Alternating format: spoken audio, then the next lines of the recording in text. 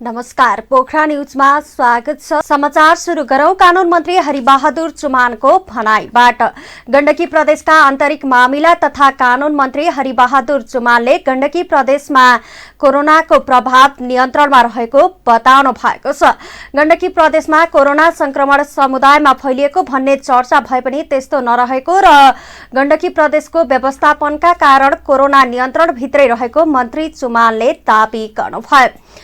सुरुमा हाम्रो केही ढिलाइ भएको हो, उहाँले पोखरा न्यूजसँग भन्नुभयो। प्रदेश सरकारले संक्रमितको परीक्षणको दर समेत बढाउँदै लगेर स्वास्थ्य सेवामा व्यापक सुधार गरेसँगै कोरोनाको प्रभाव नियन्त्रणमा रहेको छ। प्रदेशमा संक्रमितको संख्या 1900 भन्दा बढी देखिए पनि निको हुनेको संख्या 80% भन्दा माथि नै रहेकोले आत्ती हाल्नु पर्ने अवस्था नरहेको उहाँले जिकिर गर्नुभयो। कुनै पनि यो सम्बन्धी खास गरी अब अस्पतालहरू, अब कोभिड अस्पताल अथवा त्यो सम्बन्धी अब ल्याबको व्यवस्था आदि केही थिएन, कुनै संरचना नभएको अवस्था थियो र त्यो अवस्थामा हामीले अब क्वारेन्टिनदेखि लिएर आइसोलेसन र त्यसपछि कोभिड हस्पिटलको रूपलाई व्यवस्थित गर्ने कुरा, ल्याबलाई व्यवस्थित गर्ने कुरामा हामी लाग्यौँ र पनि यो अब खरिद प्रक्रिया आदि इत्यादि यी सबै प्रक्रिया अलिकति ढिला त भयो सुरुमा र हाम्रो गण्डकी प्रदेशमा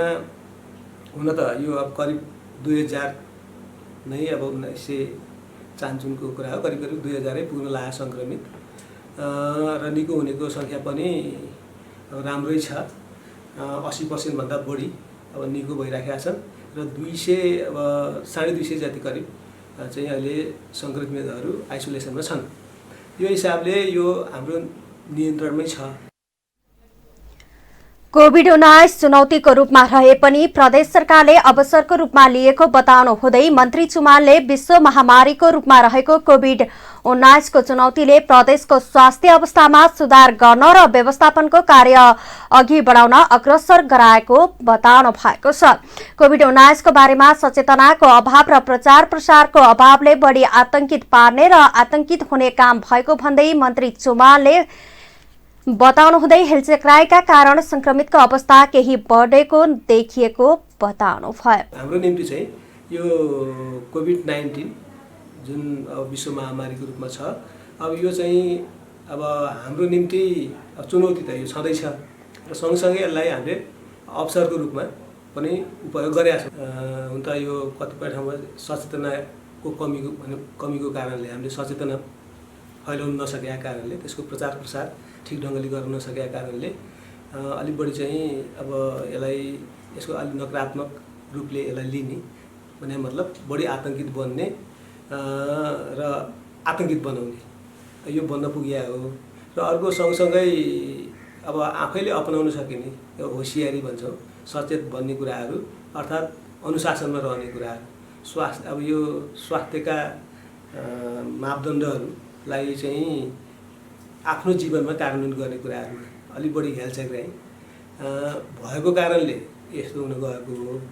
अब मैले भनिहालेँ नि त अहिलेसम्मको अब हाम्रो के देखिन्छ त भन्दाखेरि अब इन्डियाबाट चाहिँ हामीले कतिजना प्रवेश गर्लान् नेपाल, त्यो जुन के अरे बोर्डर खुलेपछि कतिजना प्रवेश गर्लान् भन्दाखेरि हामीले 30,000 जति प्रवेश गर्छन् कि भन्ने ठानेका थियौँ, तर त्यस्तो रहेन।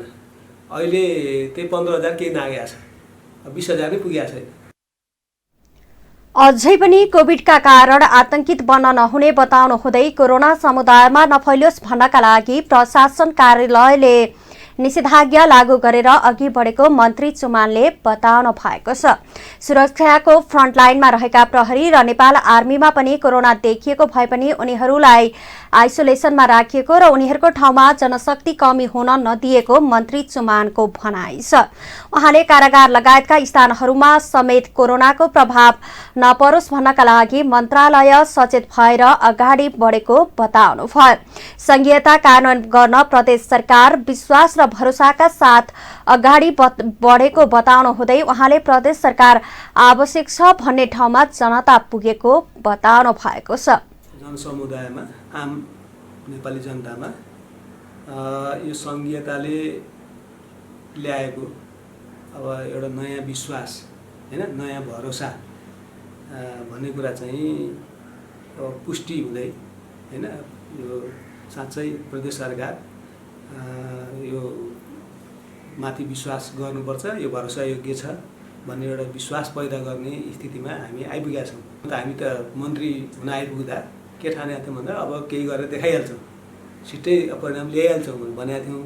तर सबै काम अब आधारहरू आफैले निर्माण गर्नुपर्ने, भनौँ यस सम्बन्धी कानुनहरू सबै आफैले निर्माण गर्नुपर्ने, संरचनाहरू सारा कुरो सबै बनाएर नयाँ सिराबाट बनाएर काम गर्नुपर्ने हुनाले गत वर्षहरू हाम्रो आधार निर्माण गर्दै बिते र यो वर्ष अब हामी परिणाम ल्याउने प्रक्रियामा अगाडि बढिरहेका छौँ। परिणामहरू बिस्तारै क्रमशः आउँदै जान्छ।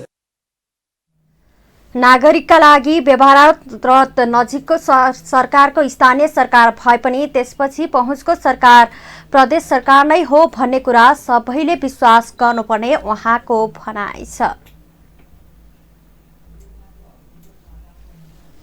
बुधबार गण्डकी प्रदेशमा 39 जना कोरोना संक्रमित थपिएका छन्।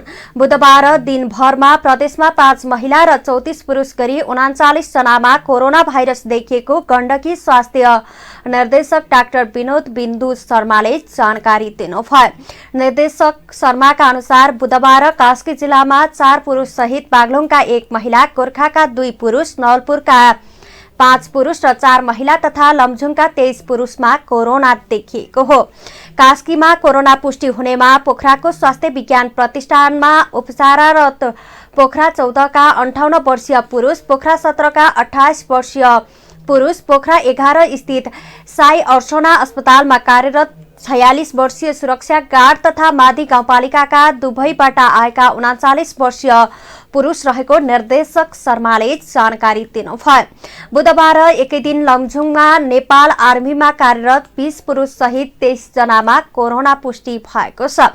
कोरोना पुष्टि हुनेमा लमजुङ 8 स्थित ग्लोबल आइएमई बैंकमा कार्यरत 32 वर्षीय एक कर्मचारी, ओडा 8 का अर्का 25 वर्षीय र लमजुङ 7 का 51 वर्षीय पुरुष तथा नेपाल आर्मीमा कार्यरत बेसी शहरका 27 देखि 40 वर्ष उमेर समूहका 20 पुरुष रहेको निर्देशक शर्माले बताउनुभयो। बुधबार संक्रमण पुष्टि भएका थप व्यक्तिहरूमध्ये नवलपुर गैडाकोटका 2 पुरुष, भारतबाट आएको र अन्य कन्ट्र्याक्ट ट्रेसिङमा परेकाहरू रहेको निर्देशनालयले जनाएको छ। यो सँगै गण्डकी प्रदेशमा कोरोना संक्रमितको संख्या 1952 पुगेको छ। कोरोना संक्रमण बढ्दै गएपछि गण्डकी प्रदेश अन्तर्गत लमजुङ बेसी शहर नगरपालिकामा निषेधाज्ञा लागू गरिएको छ। जिल्ला प्रशासन कार्यालय लमजुङले आज दिउँसो 3 बजेदेखि लागू हुने गरी यही भदौ 17 गते साँझ 6 बजेसम्मको लागि नगरपालिकाको ओडा नम्बर 2, 3, 7 र 8 का बजार क्षेत्रमा निषेधाज्ञा आदेश जारी गरेको छ। जिल्ला कोभिड-19 संकट व्यवस्थापन केन्द्रको निर्णय अनुसार स्थानीय ऐन 2028 को दफा 6/130 र संक्रामक रोग ऐन 20 दफा 2 बमोजिम सो समय अवधिका लागि निषेधाज्ञा गरिएको हो। जिल्लामा आज मात्र नेपाली सेनामा कार्यरत 20 जना र बेसी शहर नगरपालिका ओडा नम्बर 7 र 8 का 3 जनामा कोरोना संक्रमण पुष्टि भएपछि बजार क्षेत्रमा समेत जोखिम बढेकोले 1 हप्ता निषेधाज्ञा गरिएको प्रमुख जिल्ला अधिकारी कृष्ण प्रसाद शर्माले बताउनुभयो।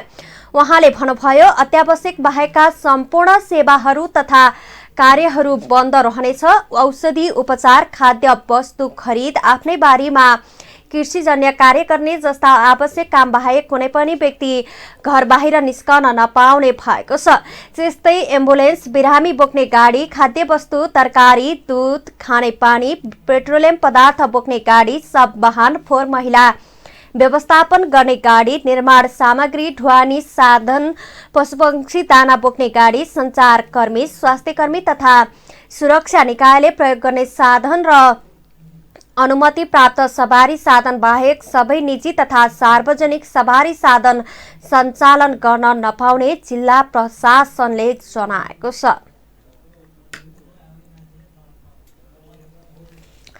नेपालमा आज कोरोना भाइरस कोभिड-19बाट थप 11 जनाको मृत्यु भएको छ।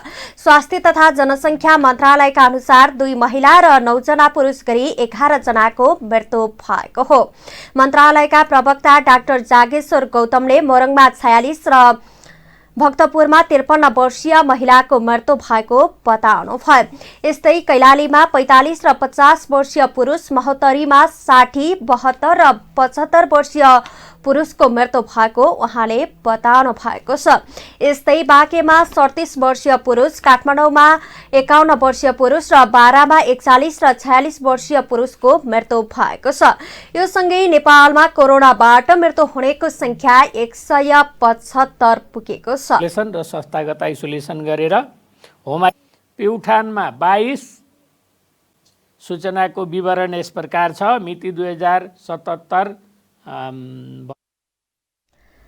आज 800 भन्दा बढीमा संक्रमण देखिएको छ। पीसीआर विधिबाट भएका 13,253 वटा परीक्षणमा 885 जनामा संक्रमण देखिएको हो, जसमा 269 जना महिला र 586 जना पुरुष रहेका छन्। काठमाडौँ उपत्यकामा मात्रै 301 जनामा कोरोना संक्रमण देखिएको छ। क्वारेन्टिनमा 9,832 जना रहेका छन्।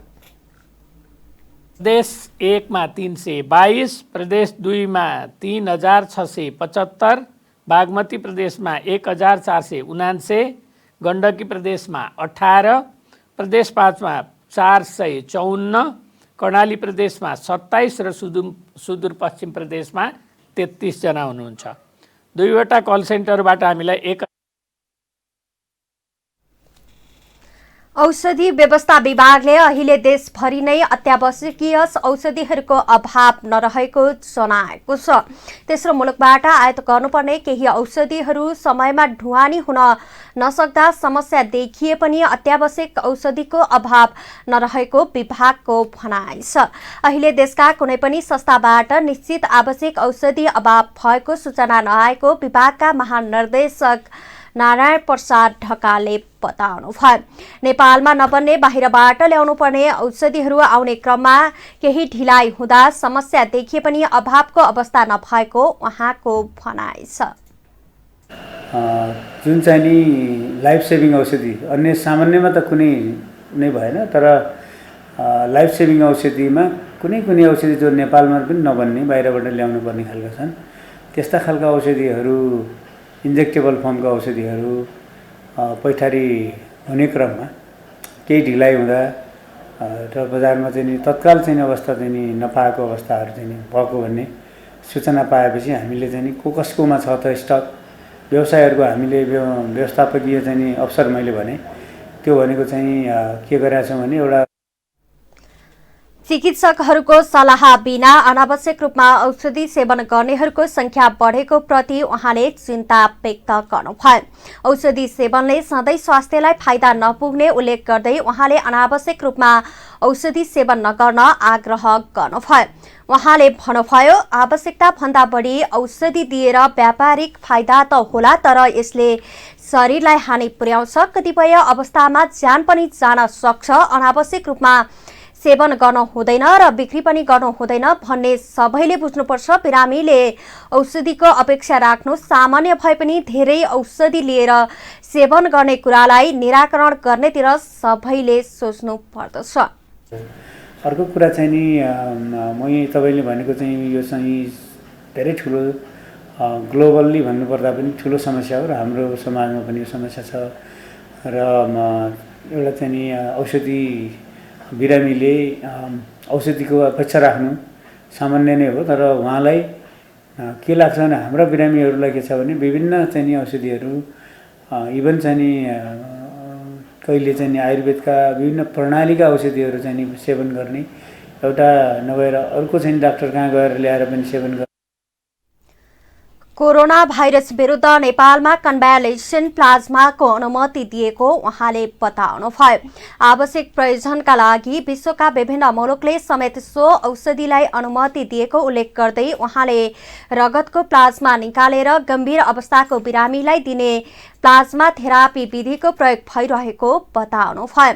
नेपाल स्वास्थ्य अनुसन्धान परिषदले एसटी नामक आयुर्वेदन औषधिको उपयोगिताको बारेमा पनि अध्ययन गरिरहेको सूचना आफूले पाएको उहाँको भनाइ छ। प्रधानमन्त्री केपी शर्मा ओलीले गौरा पर्व सुदूरपश्चिम प्रदेशको प्राचीन र विशिष्ट सांस्कृतिक पर्व भएको उल्लेख गर्दै यसले परिवार र समुदायको जीवनमा परस्पर एकता र विश्वास विस्तार गरी आएको बताउनु भएको छ। सो पर्वका अवसरमा आज दिएको शुभकामना सन्देशमा प्रधानमन्त्री ओलीले सांस्कृतिक विविधता युक्त हाम्रो देशमा यस्ता पर्वहरू परस्पर एकताको प्रतीक रहँदै आएको महिलालाई जन्मस्रोतको देवीको रूपमा पूजन गर्ने हाम्रो संस्कृतिमा स्थान अनुसार विभिन्न नामबाट तिनको सम्मान गर्ने विशिष्ट परम्पराको एक आयाम नै गौरा पर्व हो उहाँको भनाइ थियो। नेपाल बहुजातीय, बहुभाषिक, बहुसांस्कृतिक र बहुधार्मिक विशेषता युक्त छ। विविधता बीचको एकता र सामाजिक सहिष्णुता हाम्रो मौलिक विशेषता रहेको छ। यस विशेषतालाई थप अनुसरण गर्दै मुलुकको विकास र समृद्धितर्फ अग्रसर हुन यस अवसरमा म सबैमा हार्दिक आह्वान गर्दछु। सन्देशमा भनिएको छ, विश्वव्यापी महामारीको रूपमा फैलिएको कोभिड-19 को यस प्रतिकूल अवस्थामा जीवन रक्षाका निम्ति सचेत भएर परम्पराहरूको निरन्तरतामा पनि अग्रसर रहन आवश्यक छ, प्रधानमन्त्री ओलीको भनाइ छ। कोभिड-19 रोकथाम तथा नियन्त्रणका लागि सरकारले प्रभावकारी काम गर्न नसकेको सांसदहरूले बताएका छन्। काठमाडौँ उपत्यकाभित्र कोभिड-19 रोकथाम तथा नियन्त्रणका लागि भएका प्रयास सम्बन्धमा काठमाडौँ उपत्यकाका सांसदहरूबीच भएको छलफलमा सांसदहरूले सरकारले प्रभावकारी काम गर्न नसकेको बताएका हुन्। उपत्यकाभित्र अहिलेसम्म क्वारेन्टाइन निर्माण गर्ने, आइसोलेसन निर्माण गर्ने, आइसियु बेड र भेन्टिलेटरको संख्या बढाउने कुरामा सरकारले प्रभावकारी काम गर्न नसकेको सांसदहरूले बताएका छन्। नेपाली कांग्रेसका सांसद दिव्यमणि राज भण्डारीले आइसियु बेड र भेन्टिलेटरको संख्या बढाउन सरकारले चासो नदिएको बताउनुभयो। दुनियालाई गङ्गामा चाहिँ जुन अपराधीलाई बोकेर जाने हो। नेपाल कम्युनिस्ट पार्टी नेकपाका सांसद जीवनराम श्रेष्ठले संस्थागत आइसोलेसनको संख्या बढाउनु पर्नेमा जोड दिनु भएको छ। उहाँले अहिले काठमाडौँ उपत्यकामा रहेका संक्रमितलाई होम आइसोलेसनमा राख्ने कुरा भइरहेको बताउनुभयो। बढी जनघनत्व भएको ठाउँमा होम आइसोलेसनमा राख्दा जोखिम बढ्नेतर्फ सरकारको ध्यान नगएको उहाँले बताउनुभयो। नेपाल कम्युनिस्ट पार्टी नेकपाका सांसद कृष्णबहादुर राईले अहिले पीसीआर परीक्षणको लागि एक साता अघि स्वाब लिएकोले नतिजा आएको र निषेधाज्ञा जारी भएपछिको आइ नसकेको भन्ने बुझिएको बताउनुभयो। जिल्ला प्रशासन कार्यालयले गरेको त्यसो भए पनि जिल्ला प्रशासन कार्यालयको पनि तपाईको अनुमति लिँदै किन भनेको भने हामी अहिले स्वास्थ्यको मात्र कुरा गरिरहेका छौँ। स्वास्थ्यसँग सुरक्षाको यहाँ चाहिँ ग्यारेन्टीको कुरा आइयो चाहेको छ। अहिले डक्टरको कुरा भन्नुहोस् अथवा तपाईँको कोरोना पोजिटिभवाला बिरामीलाई चाहिँ हेला होचो गर्ने कुरा भन्नुहोस् होइन, डेढामा बसेका छ भने उसलाई निकाल्ने कुरा भन्नुहोस्। त्यस कारणले गर्दाखेरि सुरक्षाको प्रश्न पनि सँगसँगै लैजानुपर्छ। यसका लागि जिल्ला प्रशासन कार्यालयसँग हाम्रो चाहिँ लबिङ हुन जरुरी छ। अब नेपाल कम्युनिस्ट पार्टी नेकपाकी सांसद रामकुमारी झाँक्रीले कोरोना रोकथाम तथा नियन्त्रणका लागि रकम खर्च गर्दा अख्तियार लाग्छ कि भन्ने डर स्थानीय तहका जनप्रतिनिधिमा भएको बताउनुभयो। हो नि त, उहाँहरूले बिचौलिया खडा गर्ने, उहाँहरूले मान्छे खडा गर्ने, उहाँहरूले तपाईँको कमिसनको बार्गेनिङ गर्ने, त्यो कारणले मन्त्रीहरू मुच्छेका हुन् नि त। नत्र ब्युरोक्रेसीलाई उसैले काम गर्न दिनुहोस् न। तपाईँले तोकेको समयभित्र गरेन भने उसलाई कारवाही गर्ने अधिकार छ नि कानुनमा तपाईँसँग। हो, यो नभएको कारणले हो। त्यसो भए यहाँ यो कसैले पनि मैले खर्च गर्दाखेरि अख्तियार धाउनु पर्ला भनेर डरले काम गरिन भन्ने कुरा आइदरले ऐनै पढेन, अरूले चाहिँ तर्किन खोज्यो या जानकारी भएन। यी तिनटै जानकारी नभएको पनि हुनसक्छ र अर्को कुरा तर्किएको पनि हुनसक्छ। त्यसो भएर यो कुराको सहजीकरण हामीले गर्न सक्छौँ कि जस्तो लाग्छ। काठमाडौँ उपत्यकामा भदौ 3 गते रातिदेखि सुरु भएको निषेधाज्ञा भदौ 17 गतेसम्मको लागि लम्बिएको छ। काठमाडौँ, ललितपुर र भक्तपुर जिल्लाका प्रमुख जिल्ला अधिकारीहरूको बुधबार बसेको बैठकले निषेधाज्ञाको समय एक साता थप गरी भदौ 17 गते राति 12 गतेसम्म कायम गर्ने निर्णय गरेको छ। बैठकपछि काठमाडौँ जिल्लाका प्रमुख जिल्ला अधिकारी जनकराज दाहालले कोभिड रोकथाम तथा नियन्त्रणका लागि उपत्यकामा जारी गरिएको निषेधाज्ञा प्रभावकारी भएको र यसलाई थप लम्ब्याउनु पर्ने सुझाव विभिन्न क्षेत्रबाट आएकोले दोस्रो चरणको रूपमा थप एक साताका लागि निषेधाज्ञा लम्बाइएको बताउनुभयो। उहाँले निषेधाज्ञाको अवधिमा अत्यावश्यक खाद्यान्न, तरकारी, दूधजन्य वस्तुहरू खरिद बिक्री गर्न बिहान 9:15 बजेसम्मका लागि समय तोकिएको बताउनु भएको छ। सर्वपक्षीय सहमतिको आधारमा र नागरिक स्तरबाटै निषेधाज्ञाको माग भएकोले दोस्रो चरणको निषेधाज्ञा जारी गर्ने प्रक्रियामा अगाडि बढेको उहाँले स्पष्ट पार्नुभयो। आदेश जारी गर्ने प्रक्रियामा हामी अगाडि बढ्यौँ। पहिलो हप्ताको यो निषेध आदेशको कार्यान्वयनको स्थिति एकदमै सन्तोषजनक रह्यो भन्ने चाहिँ कुराहरू छ र हामीले यसमा यो जारी गर्नुभन्दा अगाडि हामीले चाहिँ नगरपालिका, महानगरपालिकासँग हामी बस्यौँ, छलफल गऱ्यौँ, उद्योग मन्त्रालयसँग छलफल गऱ्यौँ, वाणिज्यसँग छलफल गऱ्यौँ, स्वास्थ्यसँग छलफल गऱ्यौँ। सबै पक्षको मागको आधारमा दोस्रो चरणको निषेधाज्ञा जारी भएकोले अनुगमन टोली खटाएर आदेश पालना गराउने कामलाई थप कडाई गरिने प्रजीय दाहालले बताउनुभयो। अत्यावश्यक सेवा क्षेत्रमा काम गर्ने कर्मचारी बाहेकका सवारी साधन सञ्चालनमा पूर्ण रूपमा रोक लगाइएको पनि उहाँले बताउनु भएको छ, जसमा एम्बुलेन्स, स्वास्थ्यकर्मी, खाद्यान्न ढुवानी, सरकारी सवारी साधन, सञ्चार क्षेत्र, बैंक तथा वित्तीय संस्था लगायत रहेका छन्। साबुनका गाडीहरू पनि रोकिए भन्ने गुनासो आएको थियो, त्यसलाई पनि हामीले सम्बोधन गरेका थियौँ र यसलाई कडाभन्दा कडा उसमा चाहिँ ल्याउनुपर्छ, कार्यान्वयनमा ल्याउनुपर्छ भन्ने माग आएको हुनाले गर्दा, मागमा आधारित आदेश भएको हुनाले गर्दाखेरि यो आदेशको पालना कार्यान्वयनमा चाहिँ कुनै पनि सन्देह नलिए पनि हुन्छ। कसै काठमाडौँ उपत्यकामा जारी भएको निषेधाज्ञाको समय एक साताका लागि थपिएसँगै सुरक्षाकर्मीले उपत्यका प्रवेश गर्ने नाकामा थप कडाई गरेको छ। उपत्यकाका 3वटै जिल्ला प्रशासन कार्यालयहरूले बुधबार निषेधाज्ञाको समय एक साता थप गरी भदौ 17 गतेसम्मका लागि निरन्तरता दिने निर्णय गरेका छन्। यससँगै उपत्यका प्रवेश गर्ने नाकाहरूमा प्रहरीले चेकजाँचलाई थप कडाई गरेको छ। बुधबार दिउँसो उपत्यकाका मुख्य नाकाहरू नागढुङ्गा र सागा भन्ज्याङ नाकामा पुग्दा प्रहरीले चेकजाँचलाई कडाई गरेको पाइएको छ। नागढुङ्गा नाकाबाट खाद्यान्न, फलफूल, औषधि, तरकारी, दुग्ध र मासुजन्य सामग्री बोकेका सवारी साधनलाई सहजै प्रवेश गर्न दिएको छ। त्यसबाहेक एम्बुलेन्स, निर्माणजन्य सामग्री बोकेका सवारी साधनहरू पनि सोधपुछ गरी उपत्यका प्रवेश गर्न दिएको छ। त्यस्तै अत्यावश्यक कामका लागि आउनेहरूलाई पनि सोधपुछ गरी सम्पर्क विवरण टिपेर प्रवेश गर्न दिएको छ। सरकारले भदौ 16 गतेदेखि आन्तरिक उडान सञ्चालन गर्ने भएको छ। नजिकैको चाडबाडलाई मध्यनजर गर्दै सरकारले आन्तरिक उडान सञ्चालनको तयारी गरेको हो। तथापि पहिलो चरणको आन्तरिक उडान राजधानी काठमाडौँबाट हिमाली तथा पहाडी भेगमा मात्र हुनेछ।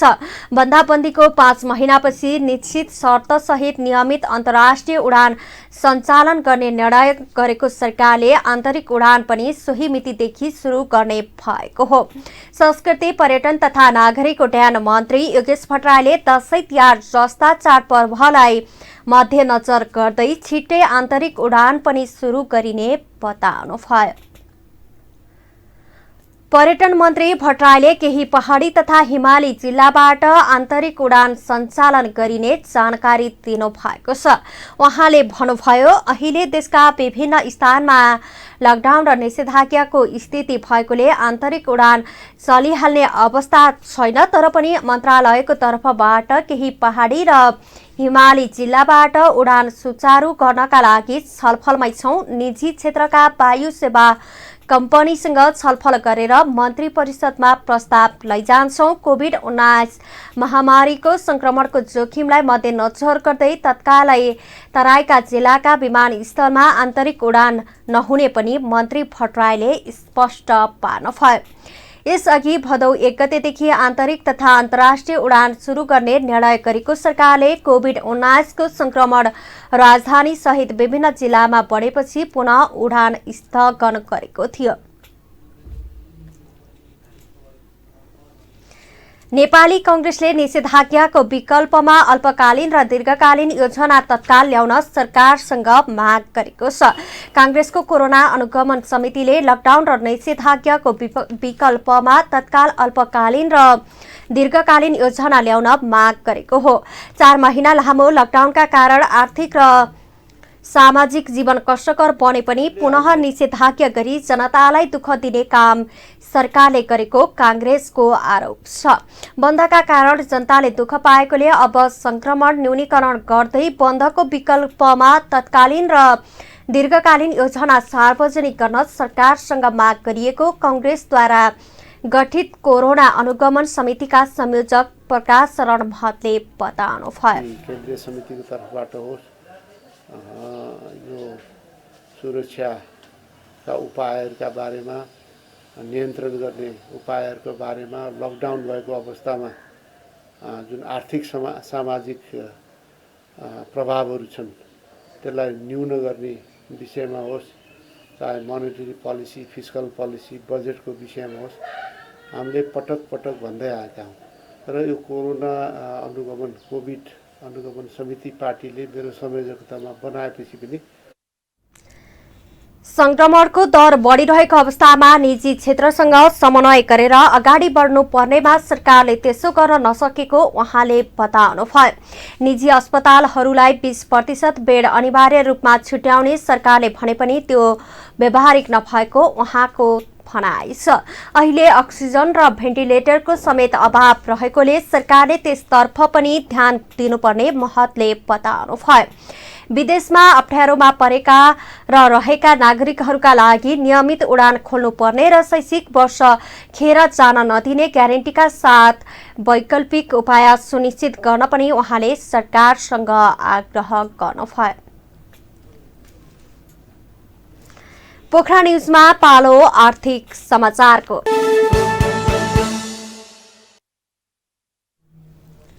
राष्ट्रिय वाणिज्य बैंकको बुधबार बस्ने भनिएको सञ्चालक समितिको बैठक स्थगित भएको छ।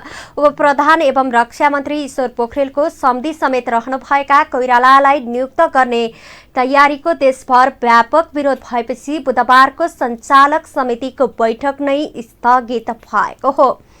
बुधबारको सञ्चालक समितिको बैठकले उपेन्द्र कोइरालालाई अध्यक्ष बनाउने एजेन्डा रहेको थियो। मध्यपश्चिम विश्वविद्यालयका निवर्तमान उपकुलपति समेत रहनुभएका कोइरालामाथि आयल निगमको कार्यकारी अध्यक्ष, खाद्यान्न संस्थानका महाप्रबन्धक लगायतका पदमा रहँदा अनियमितता गरेको आरोप लागेको छ। कोइरालालाई पहुँचकै भरमा फेरि राष्ट्रिय वाणिज्य बैंकको सञ्चालक समितिको अध्यक्ष बनाउन लागि भन्दै सोमबारदेखि सामाजिक सञ्जालदेखि राजनैतिक दलहरूले चर्को विरोध गरेका छन्। विरोधमा मन्त्री तथा नेकपाको नेता समेत रहनु भएको पोखरेल पनि मोचिनु भएको छ।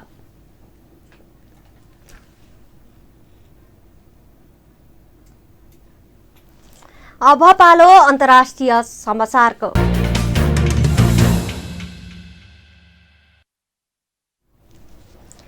विश्वभर महामारीको रूपमा फैलिएको कोरोना भाइरसबाट हालसम्म 2,40,00,000 भन्दा बढी मानिस संक्रमित भएका छन्।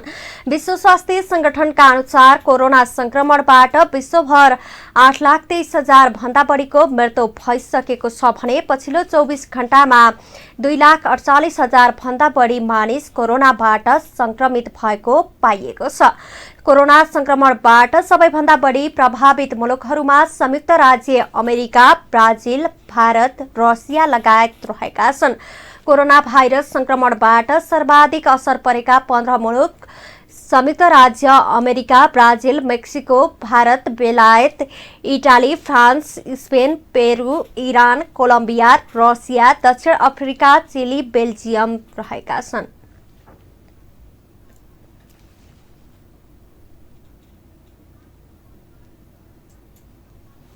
अब पालो खेल समाचारको।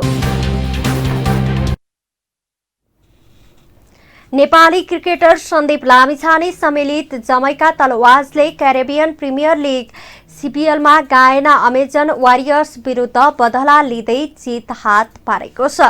वारियर्सले दिएको 109 रनको लक्ष्य जमैकाले 18 ओभरमा 5 विकेट गुमाएर भेटाएको हो। उसका लागि एन महद बोनले 30 रन र ग्लेन फिलिप्सले 26 रन बनाएका छन्। यसअघि पहिले ब्याटिङ गरेका वारियर्सले 20 ओभरमा 9 विकेट गुमाएर 108 रन बनाएको छ। नेपालका सन्दीपले उत्कृष्ट बोलिङ गरे। सन्दीपले 4 ओभरमा 12 रन मात्रै दिएर 1 विकेट लिएका हुन्। यस्तै फिडेल एडवार्ड र मुजिब रहमानले 3 विकेट हात पारेका हुन्। सन्दीप आबद्ध टिमले 4 खेलमध्ये 2 खेल जितेको छ र चौथो स्थानमा रहेको छ। एथलेटिक्स की शॉटपुट र ज्याभिलिन थ्रो की राष्ट्रिय कीर्तिमानी खिलाडी एवं स्वर्ण पदक विजेता चन्द्रकला लामा गादे माथि भएको दुर्व्यवहारको नेपाल राष्ट्रिय तथा अन्तर्राष्ट्रिय खिलाडी संघले निन्दा गरेको छ। कीर्तिमानी खिलाडी चन्द्रकला माथि झापामा भएको जातीय विभेद सहित कुटपिट गरी सख्त घाइते बनाउनेको दोषीमाथि कडा कारबाहीको माग गर्दै निन्दा गरिएको हो। संघका अध्यक्ष दीपक श्रेष्ठले एक विज्ञप्ति जारी गर्दै कीर्तिमानी खिलाडी चन्द्रकला माथि कुटपिट सहित घाइते बनाउने दोषी दुर्गा श्रेष्ठ र उनको पत्नीलाई हदैसम्मको कडाभन्दा कडा कारबाही गर्न माग गरेका छन्। 7 महिनाकी गर्भवती समेत रहेकी खिलाडी चन्द्रकलाको अवस्था बुझ्न र सहयोग गर्न सम्बन्धित संघ, राष्ट्रिय खेलकुद परिषद र युवा तथा खेलकुद मन्त्रालयको संघले ध्यानाकर्षण समेत गराएको छ।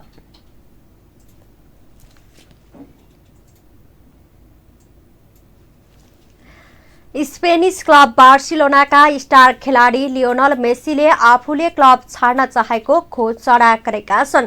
33 वर्षीय मेसीले क्लबले आफूलाई बाटो खुला गरिदिनुपर्ने बताएको बीबीसीले जनाएको हो।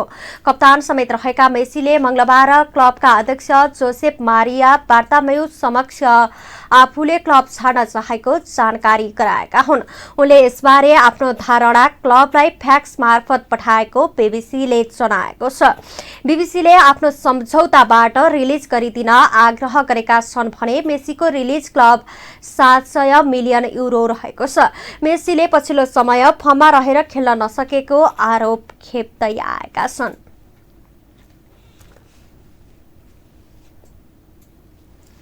पोखरा न्यूजमा पालो मौसम समाचारको। पश्चिमी न्यूनचापीय प्रणालीको प्रभावले देशका केही स्थानहरूमा मेघगर्जन सहित हल्कादेखि मध्यम वर्षाको सम्भावना रहेको मौसम पूर्वानुमान महाशाखाले जनाएको छ।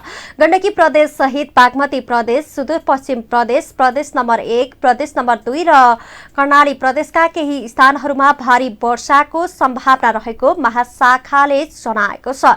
आज देशभर सामान्य बदली रही थोरै स्थानमा हल्कादेखि मध्यम वर्षा हुनुको साथै गण्डकी प्रदेश, बागमती प्रदेश, कर्णाली प्रदेश, सुदूरपश्चिम प्रदेश र प्रदेशपासका केही स्थानहरूमा भारी वर्षाको सम्भावना रहेको छ।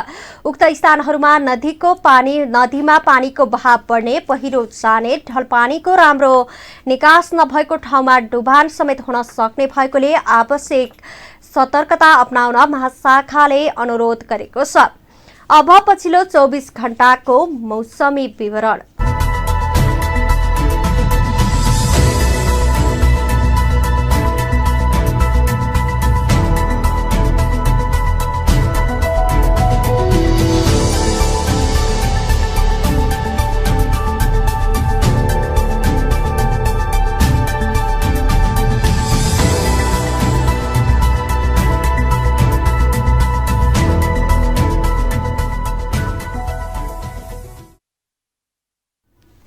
हवस् त अहिलेलाई पोखरा न्यूज यति नै। हामीलाई आज्ञा दिनुहोस्। नमस्कार।